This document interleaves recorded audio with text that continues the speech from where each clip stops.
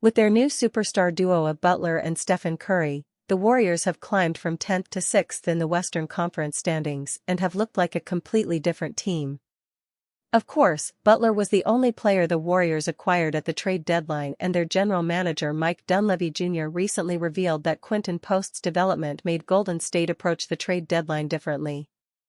And frankly, we were kind of looking for it in the trade market, and we said, hey, wait a second, maybe we have this right now, in-house. And it's been nice to see his progression this year. This is high praise for Post, who has had a great rookie season for the Warriors.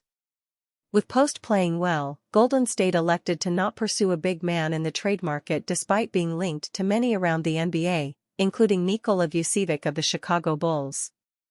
Of course, the Warriors selected Post 52nd overall in the 2024 draft, and he has been a key player for Golden State this season off the bench.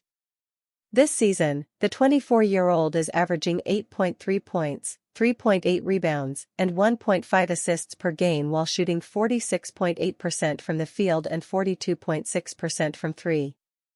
He has proven to be a great three-point shooter and also gives the Warriors much-needed size.